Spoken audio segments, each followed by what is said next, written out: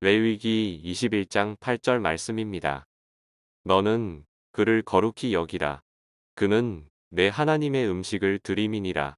너는 그를 거룩히 여기라. 너희를 거룩하게 하는 나 여호와는 거룩함이니라. 아멘. 샬롬, 온가족 예배 오신 여러분을 주님의 이름으로 환영합니다. 오늘은 구별된 삶의 방식에 대해 말씀을 나누고자 합니다.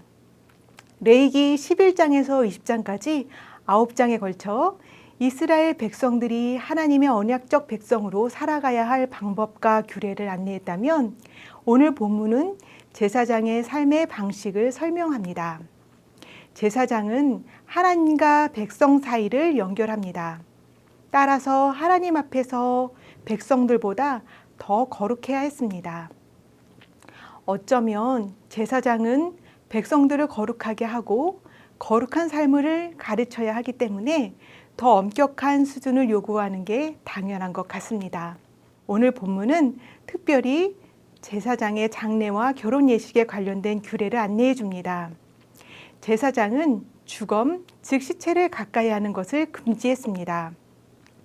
이집트 사람들은 사후세계를 믿었습니다. 그래서 사후세계에서 다시 살기 위해 자기 몸을 인지할 수 있어야 한다고 믿었습니다. 이 때문에 이집트 사람들은 미라를 만들었습니다. 이집트 제사장의 가장 중요한 직무는 미라를 만드는 작업을 관장하면서 항상 죽음과 접촉하고 사후세계를 준비하는 것이었습니다.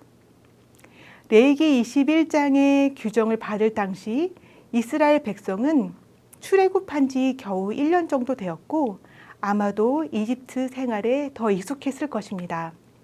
그렇기 때문에 이스라엘 제사장에게 이집트 종교적 전통에 미혹되지 않기 위해서 아마도 신체적 접촉을 금지했던 것 같습니다. 이어서 제사장의 결혼에 대해서도 말씀해 주십니다.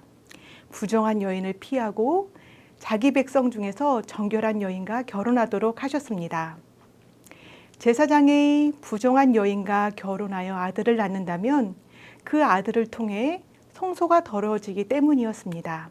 제사장은 하나님께 거룩한 존재이기 때문에 정결한 여인을 만나 가정을 이루어야 했습니다. 가정의 정결을 지켜야 아론의 자손들을 통한 제사장직을 잘 계승하고 자녀들을 거룩하게 양육할 수 있기 때문이었습니다. 이처럼 제사장은 하나님의 법도를 가르치고 제사를 집례하는 사람들이 있기 때문에 일반 백성보다 더 엄격한 규례를 적용했습니다. 특별히 대제사장은 하나님의 관유로 기름 부음 받은 거룩한 자이기 때문에 더 엄격했습니다. 즉, 제사장은 공동체에 하나님의 빛을 비추는 거울이고 부정함이 확산되지 않게 관리하는 소금 같은 존재입니다. 대제사장이 부정해지면 이스라엘 백성들이 하나님께 나아갈 수 없기 때문입니다. 예수님은 우리를 위해서 이 땅에 영원한 대제사장으로 오셨습니다. 유일하고 흠없는 완전한 대제사장이 되셔서 우리가 하나님께 나아가는 길을 열어주셨습니다. 예수님은 십자가에서 온 인류를 위한 속죄 제사를 완성하셨습니다. 그리고 우리를 왕같은 제사장으로 부르셨습니다.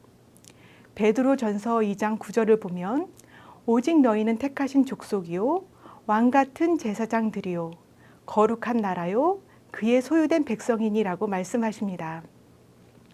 본문은 구약시대의 이스라엘 백성의 제사장에게 주신 구별된 삶의 방식이지만 오늘날 왕같은 제사장으로 부르신 우리를 향한 삶의 방식을 의미하기도 합니다.